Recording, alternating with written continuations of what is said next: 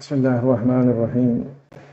الحمد لله الذي هدانا لهذا وما كنا لنهتدي لولا ان هدانا الله. تمام تعریف اس اللہ کے لیے جس نے ہمیں ہدایت بخشی اور ہم کبھی ہدایت کو نہ پہنچ سکتے تھے اگر وہ ہماری رہنمائی نہ فرماتا. السلام علیکم ورحمۃ اللہ جمیعاً وبرکاتہ. تو آج موضوع ہم نے لیا تھا بلیف سسٹم، جیسے کہ میں نے مینشن کیا تھا میسیجز میں، اور یہ اس لیے کہ اس کی ضرورت ہمیشہ سے رہی ہے کہ ہم اس چیز کو سمجھیں، اس کی باریکی کو، لیکن سر دست اس کی ضرورت سب سے زیادہ محسوس ہوتی جو پریزنٹ سینیریو ہے، جس کے لیے اشارے کافی آپ سمجھ رہے ہوں گے میں کس کی بات کر رہا ہوں. تو ہم یہ سمجھنے کی کوشش کرتے ہیں کہ بلیف سسٹم جو ہے ہمارا، کہ کیا کیا خطرات ہیں صحیح بلیف سسٹم کو اختیار کرنے کے لیے، وہ کون سے پریکاشنس ہیں جو، یا وہ کون سی شرائط ہیں جو ہمیں پوری کرنے ہوں گی. دیکھیے، ایک بلیف سسٹم کا ایک نیچرل پروسیس ہے اور ایک ان نیچرل پروسیس ہے. پہلے تو اس کو سمجھنے کی کوشش کرتے ہیں. ہم سب جانتے ہیں کہ ایک اسپیسیفک طریقے سے اصول اور دلائل کے مطابق جب کسی حق کی تلاش کرتے ہیں، کسی بھی تعلق سے ہم حق جاننے کی کوشش کرتے ہیں، تو اس کا نیچرل طریقہ یہ ہے کہ فیکٹس جو بھی اویلیبل ہیں ایگزسٹنگ، جو ہمارا ذہن قبول کرتا ہے، جو ایگزسٹنگ نالج ہے ہماری، ان بنیادی اصولوں کو اختیار کر کے ریشنلی ہم ایک انالیسس کرتے ہیں، اور اس انالیسس کے نتیجے میں ایک خاص کنکلوژن نکل کر آتا ہے جس کے اوپر ہم یقین کرتے ہیں، کیونکہ وہ ایک خاص ریشنل انالیسس کے نتیجے میں نکل کر آیا ہے، اور وہ پھر ہمارے بلیف سسٹم کا حصہ بنتا ہے، کیونکہ اس کے تعلق سے ہم نے اطمینان بخش غور و فکر کیا ہے، اور اس کے بعد وہ نتیجہ ہم نے اخذ کیا ہے جس کو سارے فیکٹس سپورٹ کرتے ہیں، کوریلیٹ کرتے ہیں.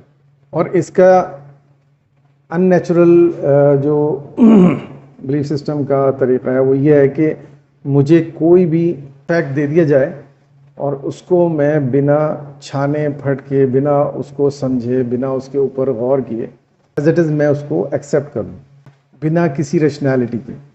بس مجھے کسی نے بتایا اور بس میں نے اس لیے مان لیا کیونکہ وہ جو بتانے والا ہے اس کی میری نگاہ میں عزت ہے، اور اس کے تعلق سے میں یہ سمجھتا ہوں کہ یہ جو بھی مجھے بتائے گا صحیح بتائے گا. یہ ایک ان نیچرل پروسیس ہے، اور ہم اسی ان نیچرل پروسیس کا شکار ہیں آلموسٹ سارے لوگ.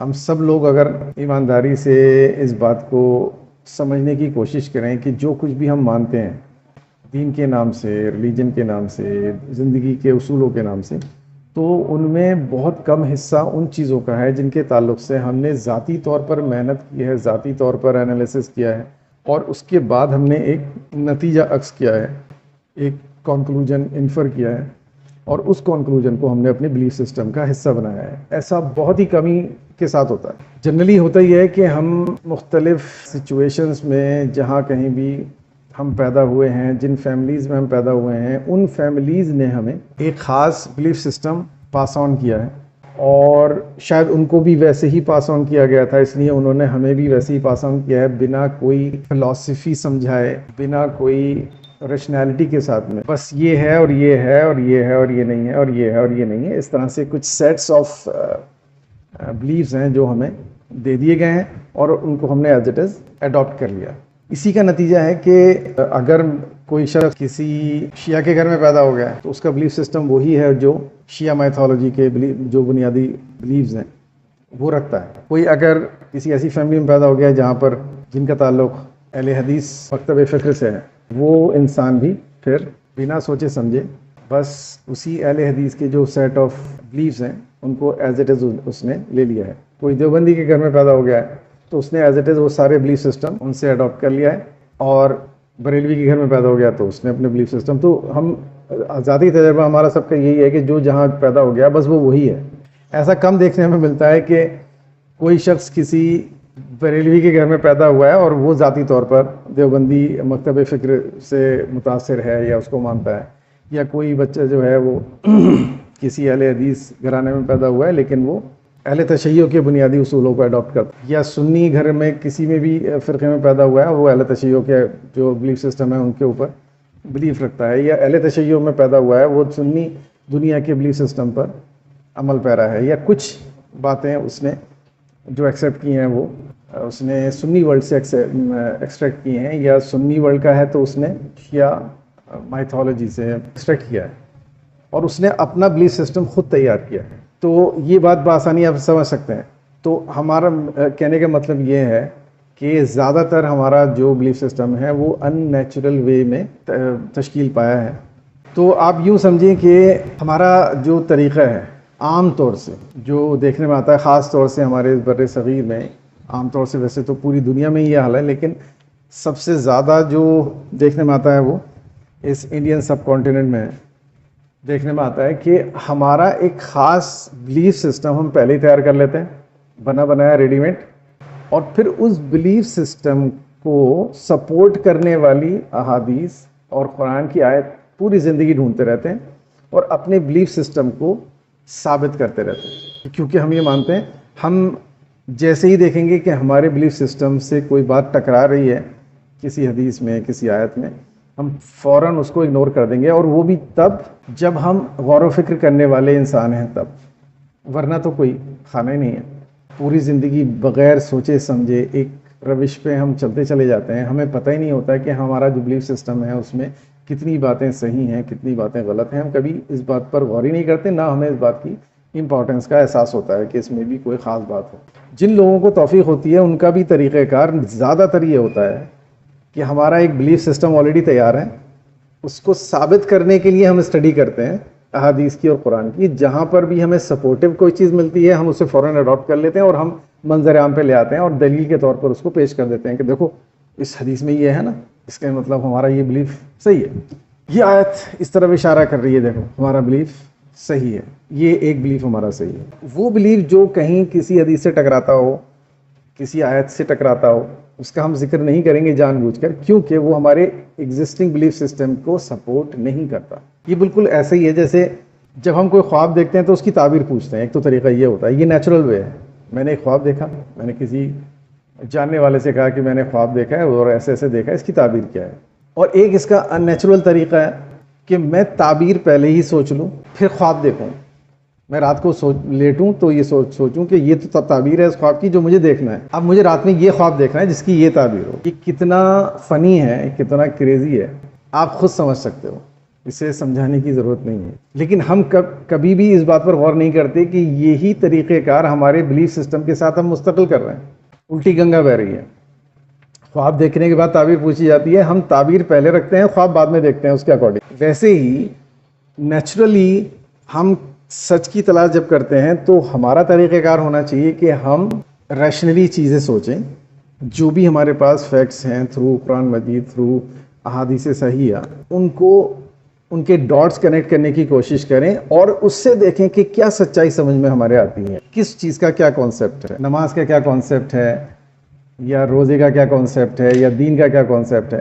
ان سارے ڈاٹس کو کنیکٹ کر کے ہمارے کیا سمجھ میں آتا ہے، دین کا پرسیپشن، قرآن کا پرسیپشن، ہدایت کا پرسیپشن، دنیا اور آخرت کا پرسیپشن، یہ انالیسس کے بعد کیا نکل کر آتا ہے۔ لیکن ہم میں سے کوئی بھی ایسا نہیں کر رہا ہوتا، ہمارا ایک ایگزسٹنگ بلیف سسٹم ہوتا ہے جو ہمیں ہمارے باپ دادا نے پاس آن کیا ہے، اور اس بلیف سسٹم کو ثابت کرنے کے لیے ہم پوری زندگی اسٹڈی کرتے رہتے ہیں اور ایک دوسرے کے سر پھوڑتے رہتے ہیں۔ تو یہ تو میں نے آپ کے سامنے عرض کیا کہ بلیف سسٹم کے دو طریقے ہوتے ہیں بنانے کے، اور اس میں نیچرل اور ان نیچرل کیا ہے، اور کے زیادہ شکار ہیں 90% یا 95% انسان۔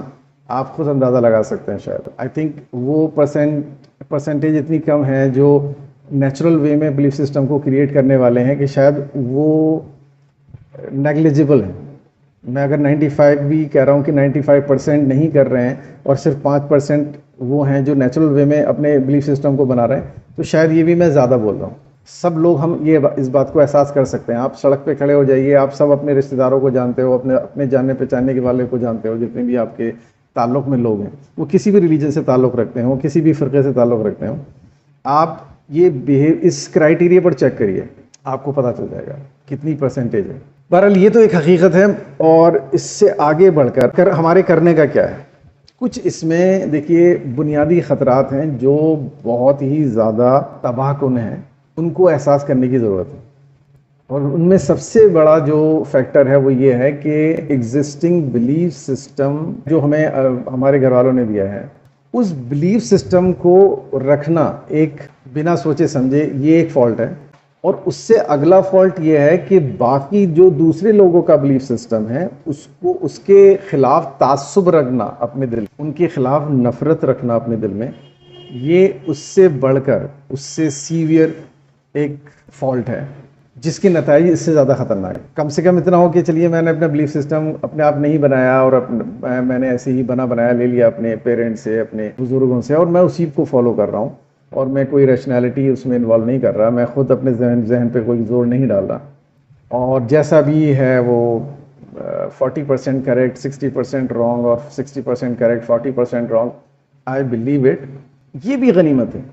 لیکن جب میں اس کی بنیاد پر دوسرے لوگوں سے نفرت کرنا شروع کر دیتا ہوں، دوسرے لوگوں کو ناپسند کرنا شروع کرتا ہوں، میں کہتا ہوں کہ مجھے شادی بیاہ نہیں کرنی ہے کسی ایسے انسان کے گھر میں اپنے بچوں کی جس کا بلیف سسٹم میرے بلیف سسٹم کو میچ نہیں کرتا، میرے تعلقات بھی زیادہ تر ان لوگوں سے نہیں بنتے جو میرے بلیف سسٹم کو میچ نہیں کرتے، یہ فالٹ بہت سنگین ہو جاتا ہے۔ دیکھیے یہاں پر ایک خاص حکم ہے اللہ تعالیٰ کا جس کی خلاف ورزی ہوتی ہے، اور وہ بہت شدید حکم ہے۔ اللہ تبارک و تعالیٰ نے قرآن مجید میں واضح طور پر ارشاد فرمایا وَاعْتَصِمُوا بِحَبْلِ اللَّهِ جَمِيعًا وَلَا تَفَرَّقُوا، اللہ کی رسی کو مضبوطی سے تھام لو اور تفرقے میں مت پڑو۔ میں چاہتا ہوں کہ تفرقہ اس ورڈ کو، تفرقو اس ورڈ کو ہم سمجھیں۔ دیکھیے دو ورڈز ہیں جو ڈفرینس آف اوپینین کے لیے اللہ تبارک و تعالیٰ نے قرآن مجید میں استعمال کیے ہیں۔ یعنی افتراق ایک ورڈ ہے جس سے تفرقو نکلا ہے، اور ایک ہے اختلاف۔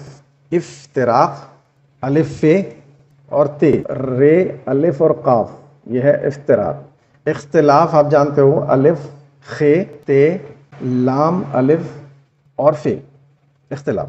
اختلاف کا مطلب ہوتا ہے کہ میں کسی بھی بنیاد پر ڈفرینس آف اوپینین رکھوں کسی بھی شخص سے، چاہے وہ میرا بھائی ہو، چاہے وہ میرا بیٹا ہو، چاہے وہ میرے والد صاحب ہوں، میرے والدین ہوں، میرے دادا ہوں، میرے دوست احباب ہوں، ان سے میں کسی بھی بات پر ایک خاص پس منظر میں اختلاف رکھتا ہوں کسی ایک چیز کے بارے میں کہ بھئی آپ ایسا مانتے ہو لیکن میں ایسا نہیں مانتا، میں ایسا مانتا ہوں، اس کو کہتے ہیں اختلاف۔ لیکن یہ اختلاف کسی نفرت کا موجب نہیں بنتا، اس اختلاف کے نتیجے میں کسی سے نفرت نہیں کرتا۔ مثال کے طور پر نماز کے اندر رفع دین کرنا، اللہ اکبر کہہ کے ہاتھ اٹھانا رکوع کرتے وقت اور سجدے میں جاتے وقت، یہ میرا بچہ کرتا ہے، وہ اس کے بلیف، اس کا جو نظریہ ہے، جو اس نے سمجھا ہے، اس نے سوچ سمجھ کر اس کو اختیار کیا ہے، اور اس کو لگتا ہے کہ احادیث مبارکہ اس کے تعلق سے زیادہ قوی ہیں، تو وہ اس کو اختیار کرتا ہے، میں اس کو اختیار نہیں کرتا۔ اب یہ اختلاف ہے میرے اور میرے بچے کے درمیان میں، لیکن اس کے نتیجے میں نہ وہ مجھ سے نفرت کرتا ہے نہ میں اس سے نفرت کرتا ہوں۔ میں اسے الاؤ کرتا ہوں کہ وہ اپنے نظریے کو فالو کرے، وہ مجھے الاؤ کرتا ہے میں اپنے نظریے کو فالو کروں۔ اس کو کہتے ہیں اختلاف۔ لیکن جب کوئی ڈفرینس آف اوپینین مجھے کسی سے نفرت کرنے پر آمادہ کر دے، میں اس سے بات کرنا چھوڑ دوں، میں اس سے محبت کرنا چھوڑ دوں، تب یہ چیز بن جاتی ہے افتراق۔ اللہ تبارک و تعالیٰ نے افتراق کو منع فرمایا ہے سامنے سے، assertive وے میں، ولا تفرقوا، تو یہ واجب ہو گیا کہ ہم تفرقہ نہ ڈالیں یا تفرقے میں نہ پڑیں، افتراق سے کام نہ لیں۔ اختلاف بہت عمدہ چیز ہے، دین کے معاملے میں اختلاف بہت عمدہ چیز ہے۔ کیوں عمدہ چیز ہے؟ کیونکہ اختلاف ایک healthy atmosphere, educational healthy atmosphere create کرنے کے لیے مسٹ ہے۔ اگر اختلاف رائے نہیں ہوگا تو آئیڈیاز گرو نہیں کریں گے، پھر تجسس نہیں رہے گا، پھر غور و فکر بند ہو جائے گا اگر اختلاف ختم ہو جائے۔ تو اختلاف انسانوں کو اس بات پر ابھارتا ہے کہ وہ جن امور میں اختلاف ہے ان کو آپس میں ڈسکس کریں، اور اس ڈسکشن کے نتیجے میں ایک سچی بات نکل کر سامنے آ جائے، یہ ایک رحمت ہوتی ہے۔ اس لیے صحابہ کرام کے درمیان بھی اختلاف ہوا کرتے تھے۔ بہت سارے مواقع ایسے ہیں، اس کا ذکر کرنا یہاں پر سود مند نہیں ہوگا، بہت زیادہ تفصیلی ہو جائے گی گفتگو، لیکن آپ نے اگر اسلامک ہسٹری پڑھی ہے تو بہت سارے معاملات ایسے ہوتے تھے صحابہ کرام کے درمیان، ان کے درمیان میں اختلاف ہوتا تھا۔ اس کو نبی کریم صلی اللہ تعالیٰ علیہ وسلم نے کبھی منع نہیں فرمایا، کبھی کسی صحابی کو نہیں ڈانٹا کہ اختلاف مت کرو، بلکہ اس کا احترام کیا، کہا کہ ان کی رائے صحیح ہے اور ان کی رائے، آپ کی رائے غلط ہے۔ تو اختلاف بہت عمدہ چیز ہے، لیکن افتراق کسی بھی درجے میں صحیح نہیں ہے، کیونکہ اللہ تبارک و تعالیٰ نے اس سے نفرت فرمائی ہے، اس کو ناپسند کیا ہے اور سامنے سے منع کیا ہے۔ تو بلیف سسٹم کی بنیاد پر میں کسی کو برا سمجھوں، بلیف سسٹم کی بنیاد پر میں کسی سے تعصب رکھوں، بلیف سسٹم کی بنیاد پر میں کسی سے محبت کروں، this is not allowed, be very careful about it. تو اختلاف اور افتراق میں پلیز تمیز کریے۔ ہمیں کنفیوژن کب کریٹ ہوتا ہے؟ جب ہم اختلاف اور افتراق کو ایک ہی معنی سمجھ لیتے ہیں۔ ہم جب اس میں فرق نہیں کرتے تو ہم افتراق کو کہنے لگتے ہیں کہ وہ اختلاف ہی ہے، تو ہم بڑی بھونڈی توجیحات دینے لگتے ہیں کہ یہ تو صحابہ کرام کے درمیان میں بھی ہوتا تھا۔ معاف کیجئے، صحابہ کرام کے درمیان میں اختلاف ہوا کرتے تھے، افتراق نہیں ہوتا تھا، کبھی نہیں ہوا افتراق۔ کسی صحابی نے کسی صحابی سے نفرت کی اس بنیاد پر کہ اس کا نظریہ میرے نظریے سے میچ نہیں کرتا، الا ماشاءاللہ مثالیں آپ دے سکتے ہو، لیکن وہ پھر اس میں شک پیدا ہو جاتا ہے کہ وہ منافقین کی باتیں ہیں، کیونکہ مومنین افتراق نہیں کر سکتے، قرآن مجید کا واضح حکم ہے۔ اور اگر صحیح معنوں میں کوئی شخص صحابی ہے تو وہ افتراق تو کر ہی نہیں سکتا، وہ قرآن مجید کی کسی واضح آیت کی خلاف ورزی کیسے کر سکتا ہے؟ سو دس از ناٹ پاسبل۔ تیسری بات جو سب سے امپورٹنٹ ہے وہ یہ ہے کہ اس کے جو خطرات ہیں، ایک تو خطرہ میں نے آپ کو بتایا کہ اللہ تعالیٰ کی کھلی نافرمانی ہے اگر تعصب پیدا ہوتا ہے کسی بھی اختلاف کے نتیجے میں۔ تیسری بات یہ کہ اختلاف انسان کو اندھا کر دیتا ہے۔ میں اس کو بہت زیادہ گاڑ کر اس لیے کہہ رہا ہوں کہ اس سے اسی لیول کے نقصانات ہوئے ہیں جس لیول کی میں اس کے اوپر زور دے رہا ہوں، کنٹینوس ہو رہے ہیں، اور یہ ایک پروسیس ہے جو مستقل چل رہا ہے۔ ہم سب کو مل کر کوشش یہ کرنی ہے کہ اس پروسیس کو کسی طرح سے سلو ڈاؤن کیا جائے اور کاش اس کو سیز کر دیا جائے۔ یہ پروسیس ہی کاش ہماری کوششوں کے نتیجے میں ہماری سوسائٹی سے ختم ہو جائے، اور وہ ہے کہ ہم حق شناسی کا جو راستہ ہے ہمارا وہ بند کر دیتا ہے تعصب۔ ایک لیول تعصب کا یہاں ہوتا ہے، بلکہ تعصب کا لیول کیا، تعصب تو اتنی بری چیز ہے کہ وہ ذرا سا بھی ذہن میں اگر گھر کر گیا، ذرا بھی ہمارے قلب میں آ گیا تو پھر آپ 100% حق نہیں پا سکتے۔ تا عمر کوشش کرتے رہیے، تا عمر مطالعہ کرتے رہیے، تا عمر اس باتوں کو سمجھتے رہیے۔ جس درجے میں وہ تعصب دل میں ہوگا اسی درجے میں حق نصیب مجھے نہیں ہوگا۔ کیوں؟ کیونکہ تعصب انسان کو اندھا کر دیتا ہے۔ انسان سامنے اپنے آنکھوں کے سامنے حق ہوتے ہوئے بھی اس کو ایکسیپٹ نہیں کرتا، کیونکہ اس کا تعصب اس کو ایکسیپٹ نہیں کرنے دیتا۔ اسے لگتا ہے کہ جو میرا ایگزسٹنگ بلیف سسٹم ہے وہ اس پر آنچ آ جائے گی اگر میں نے اس بات کو مان لیا۔ اور میں اپنے بلیف سسٹم کے تعلق سے بہت متعصب ہوں، میں نے پوری ایک زندگی کا ایک بہت لمبا پیریڈ گزارا ہے اسی تعصب کی گھٹی پیتے پیتے۔ اب ٹھیک ٹھاک میرے بلڈ میں وہ تعصب گھل گیا ہے، میرے رگوں میں وہ دوڑ رہا ہے، اور اس تعصب کو میں کیسے چھوڑ سکتا ہوں؟ لہٰذا اس چیز کو میں نہیں مانوں گا جو سامنے مجھے دکھ رہی ہے، لاجیکلی بالکل واضح ہے، لیکن میں نہیں مان سکتا بیکاز میرا تعصب مجھے ماننے نہیں دے رہا۔ میں باتیں ظاہر ہے کہ آپ لوگ سب ماشاءاللہ فہیم لوگ ہیں، سب سمجھدار لوگ ہیں، اور یہ ہماری جو گفتگو ہے یہ صرف انہی لوگوں کے لیے ہیں جن کے اندر یہ توقع کی جاتی ہے کہ اتنی سمجھ بوجھ ہے کہ اشاروں میں باتوں کو سمجھ سکیں۔ اس لیے میں واضح طور پر کوئی بات اس لیے نہیں کہوں گا کیونکہ پھر اگر کوئی سمجھے گا اور میں اگر وہ الفاظ بول دوں، ان چیزوں کو بول دوں جن کے تعلق سے میں پوائنٹ آؤٹ کر رہا ہوں یہاں پر، تو وہ تعصب کہیں نہ کہیں جو مسلکی تعصب میرے ذہن میں ہے وہ مجھے اس بات کو ماننے سے منحرف کر دے گا۔ ایک اشارہ میں اس میں یہاں پر کرنا چاہوں گا۔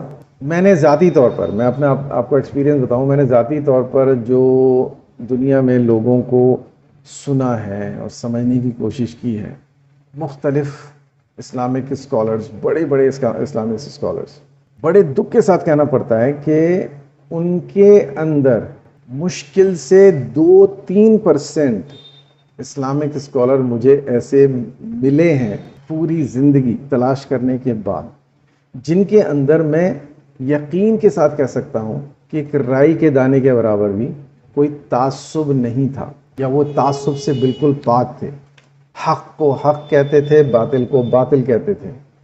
بڑے بڑے نام ہیں، نام لے دوں گا تو پھر وہی تعصب والی بات آ جائے گی۔ اگر میں نام لے کے بتا دوں کہ کیسے کیسے بڑے اسکالرز کو میں نے جب بغور سنا تو مجھے واضح طور پر سمجھ میں آ گیا کہ اس ایک خاص جملے میں تعصب کا ایک بہت بڑا پٹارا بند ہے۔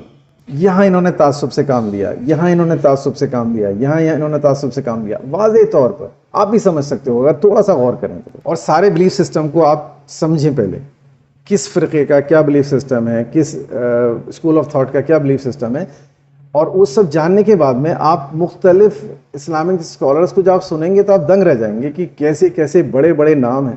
اور جب اپنے بلیف سسٹم کے خلاف کوئی بات سامنے آتی ہے یا اس کی گنجائش نکلتی ہے حدیث سے، قرآن کی آیت سے، تو وہ واضح طور پہ ڈنڈی مار کے نکل جاتے ہیں، واضح طور پہ ڈنڈی مار کے نکل جاتے ہیں۔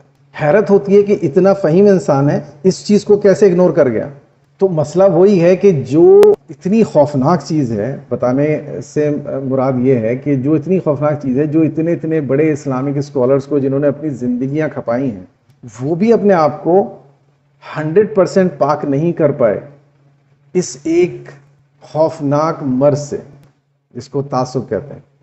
تو مجھے اور آپ کو تو بہت ہی کانشیس رہنے کی بات ہے، ہم تو اسلامک اسکالر بھی نہیں ہیں، ہم تو ایک عام انسان ہیں۔ لیکن ایک ایڈوانٹیج ہمارے پاس بہرحال ہے ان کے مقابلے میں، کہ جب ایک انسان ایک خاص اسکول آف تھاٹس کو بلانگ کرتا ہے اور وہ ایک بڑے اسکالر کے طرح سے پہچانا جاتا ہے، تو اس کی اپنی سوسائٹی میں ایک آڈینس ہوتی ہے، ایک میسو آڈینس کو وہ کیٹر کرتا ہے۔ تو وہاں پر اسے خطرہ ایک یہ بھی ہوتا ہے جب وہ حق بولنے کی جگہ پر پہنچتا ہے جہاں پر وہ ذرا سا بھی اگر حق شناس ہے تو وہ اس چیز کو واضح طور پر بول جائے گا۔ وہاں پر اس کے سامنے آپشن ہوتا ہے کہ تمہاری جو میسو آڈینس ہے یہ تم سے ناراض ہو جائے گی اگر تم نے حق کا اظہار کر دیا۔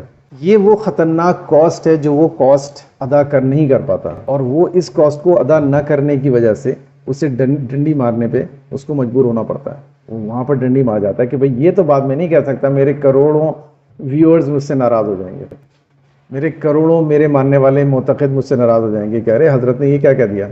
تو کم سے کم ہم جیسے پھٹیچر لوگوں کے پاس میں یہ خطرہ تو نہیں ہے کہ ہماری بہت بڑی آڈینس ہے اور ہم حق کو اگر پہچان گئے تو وہ آڈینس ہم سے چلی جائے گی، وہ خطرہ ہمارے پاس نہیں ہے۔ تو کم سے کم یہ ایج ہے ہمارے پاس حق کو ماننے کے تعلق سے کہ ہم یہ اتنی بڑی کاسٹ ہم کو دینے کی ضرورت نہیں ہے۔ رشتہ داروں میں 2 4 5 6 10 15 لوگ ہم سے ناراض ہو سکتے ہیں میکس ٹو میکس، اور اس سے بھی کوئی خاص فرق نہیں پڑتا، حالانکہ فرق تو لاکھوں کروڑوں سے بھی نہیں پڑتا۔ اگر بات حق تعالیٰ کی ہو، اللہ تبارک و تعالیٰ کی خوشنودی کی ہو کہ اللہ تعالیٰ اپنے ان بندوں کو پسند کرتا ہے جو حق کو حق اور باطل کو باطل کہتے ہیں، اگر دل کے اندر گہرائیوں میں یہ یقین ہے تو پھر کروڑوں انسان بھی اگر میرے ہاتھ سے جاتے ہیں تو جائیں۔ اور یہ قیمت ایسا نہیں ہے ادا نہیں کی ہے لوگوں نے، جیسے میں نے کہا کہ مجھے 2-4% لوگ ملے ہیں جن کو واضح طور پہ میں کہہ سکتا ہوں کہ وہ 100% اس تعصب سے پاک تھے جس تعصب کی بات ہم کر رہے ہیں۔ انہوں نے کبھی پرواہ نہیں کی کہ ہمیں لوگ برا کہیں گے، ہمارے لوگ ناراض ہو جائیں گے، حالانکہ بہت بڑے نام ہیں، وہ بھی کوئی چھوٹے موٹے نام نہیں ہیں، لیکن بنا کسی خطرے کے، بنا کسی جھجک کے اور کسی تکلف کے انہوں نے حق کو حق کہا، اور اس کا اجر عظیم اللہ تبارک و تعالیٰ کی یہاں ملے گا۔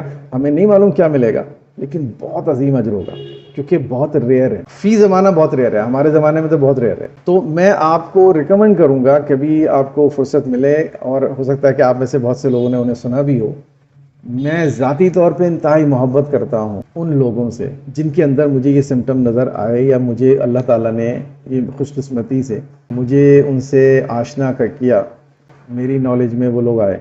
ان میں سے ایک نام ہے مولانا اسحاق سندھی ہمیشہ اللہ تعالیٰ سے دعا کرتا رہا کہ اللہ مجھے ان کے ہاتھ چومنا نصیب فرما. میری بڑی خواہشوں میں سے خواہش تھی کہ کبھی مجھے موقع ملے میں اس شخص کی پیشانی چوم سکوں. انفارچونیٹلی 28 اگست 2013 کو ان کا انتقال ہو گیا اور یہ خواہش میری پوری نہیں ہو سکی. اب میں دعا کرتا ہوں کہ اللہ تعالیٰ مجھے آخرت میں ان سے ضرور ملوانا, یہاں نہ صحیح وہاں سے ہی. اور اللہ تعالیٰ کا وعدہ ہے, احادیث مبارکہ ہیں, آخرت میں انہی لوگوں کے ساتھ تمہیں اٹھایا جائے گا جن سے تم محبت کرتے. تو امید قوی ہے کہ اللہ تعالیٰ یہ سعادت نصیب فرمائے گا. تو آپ لوگ انٹرنیٹ میں ان کی تقاریر اویلیبل ہیں, کبھی فرصت ہو تو سننے کی کوشش کریے.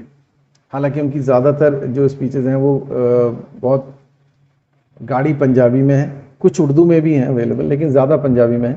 اور پنجابی بھی وہ بہت گاڑی والی بولتے تھے تو جو آسانی سے ہم لوگوں کے سمجھ میں نہیں آتی, لیکن پھر بھی ٹھیک ٹھاک سمجھ میں آ جاتی ہیں, کیونکہ پنجابی پھر بھی تھوڑا سا ہم لوگوں کے لیے جو نان پنجابی لوگ ہیں جو ہندی جانتے ہیں اردو جانتے ہیں ان کے لیے پھر بھی وہ کہیں کسی حد تک کمپریہنسو ہوتی ہیں. دوسری لینگویج جیسے لائک بنگالی ہے, آسامی ہے اور تمل ملیالم, یہ تو ہم بالکل بھی نہیں سمجھتے. بہرحال وہ صورتحال نہیں ہے تو کوشش کریے گا.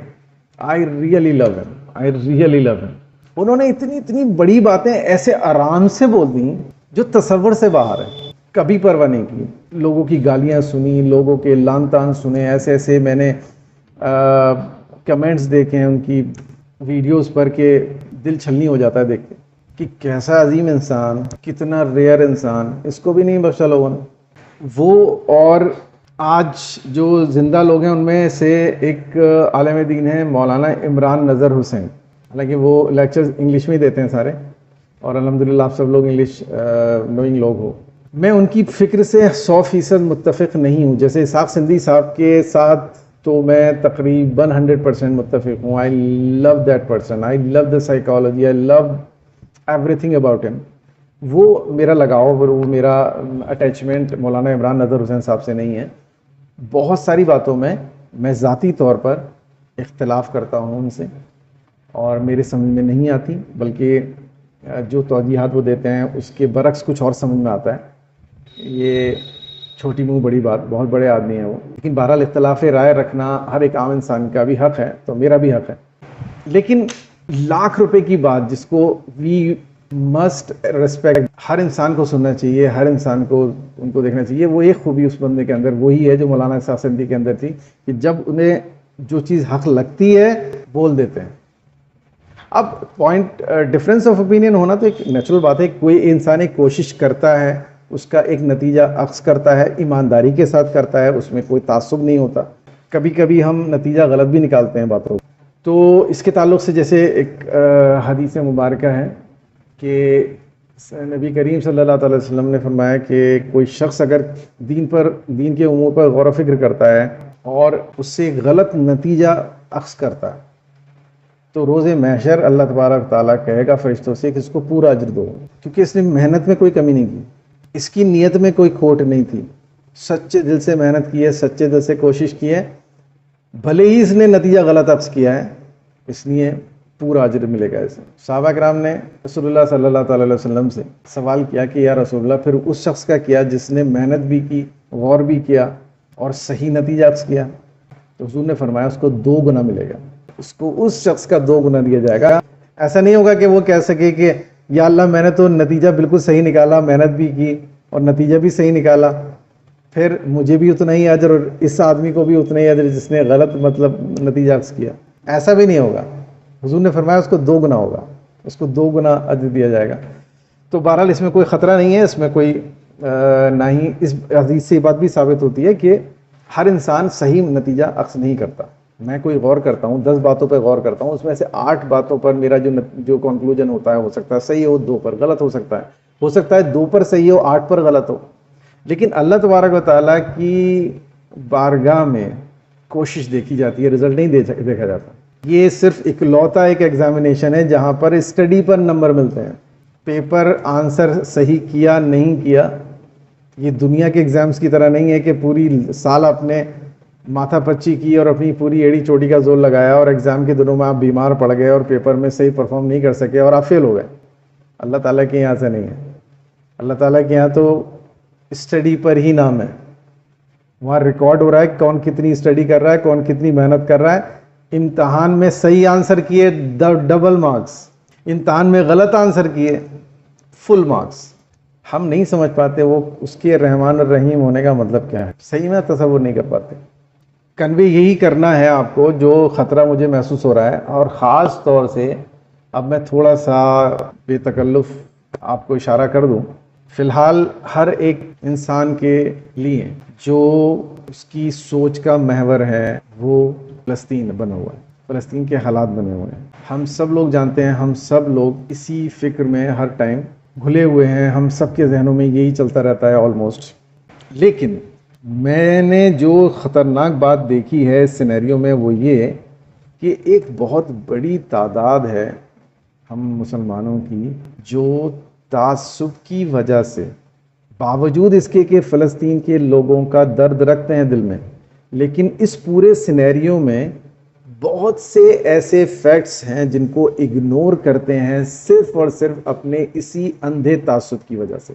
روز روشن کی طرح کچھ حقائق ہمارے سامنے واضح ہیں، لیکن ہم ان کو جان بوجھ کے ایکسیپٹ نہیں کرتے صرف اس وجہ سے کیونکہ ہمارا تعصب آڑے آ جاتا ہے، وہ ہمیں اندھا کیے ہوئے ہے. تو جب میں نے یہ اس طرح کی روش لوگوں کی دیکھی تو مجھے بڑا خطرہ محسوس ہوا، میرا بڑا دل دکھا اس بات کو سوچ کر کہ یار ایسے واضح موقع پر بھی تعصب انسان کو اس قدر اندھا بھی کر دیتا ہے کہ اتنے واضح حالات ہونے کے بعد بھی لوگوں کو سمجھ میں نہ آیا. یہ میرے لیے بہرحال نیا ایکسپیرینس ہے. I never expected this kind of blindness.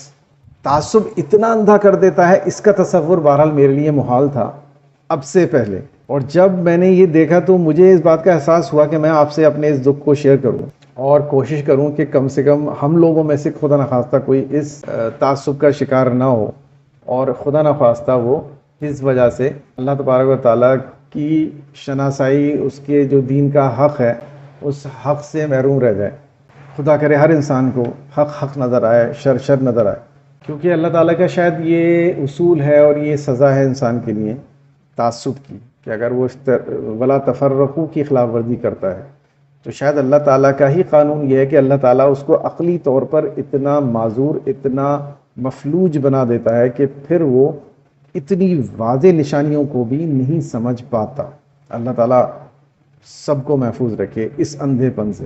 میں نے بڑے اپنے خاص لوگ، بڑے سمجھدار اور بہت عقل مند لوگوں کو گھاس چڑھتے ہوئے دیکھا ہے اس پرٹیکولر سینیریو میں. ایسے بے وقوفی کے مظاہرے، ایسی بے وقوفی کی باتیں میں نے سنی ہیں لوگوں کے منہ سے کہ میں الفاظ میں بیان نہیں کر سکتا. تو کم سے کم خدارا یہ وقت تو ہوش کے ناخن لے لیں. یہ اتنا بڑا واقعہ ہے کہ اگر یہ بھی ہمیں تعصب سے پاک نہیں کر سکا تو مجھے یقین ہے کہ وہ انسان پھر مرے گا تعصب کے ساتھ، وہ پھر اندھا ہی مرے گا، اس کو حق نصیب نہیں ہوگا، وہ اس دنیا سے جائے گا نابینا، حق کو جانے بغیر. بہرحال میں تو یہ دعا کرتا ہوں اللہ تعالیٰ کسی انسان کو اتنا اندھا نہ بنا کہ وہ تعصب میں اتنا اندھا ہو جائے کہ کو سامنے کھڑے ہوئے سچ کو، سامنے کھڑے ہوئے حق کو بھی نہ پہچان سکے. اور اس پوری ڈسکشن کا جو کنکلوژن ہے وہ یہی ہے، آپ سب لوگوں سے یہ التماس ہے، یہ ریکویسٹ ہے کہ پلیز اپنے بلیف سسٹم کو خود بنائیے، محنت کریے، مشقت کریے، انالیسس کریے ہر چیز کے بارے میں، کیونکہ ابھی زندہ ہیں، ہمارے پاس موقع ہے.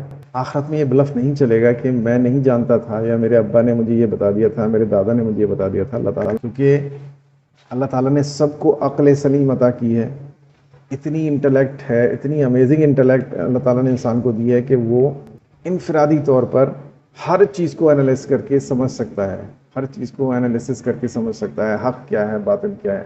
تو پلیز اپنے ایگزسٹنگ جو بلیف سسٹم ہے اس کے تعلق سے ایک تو تعصب مت رکھیے ذہن میں.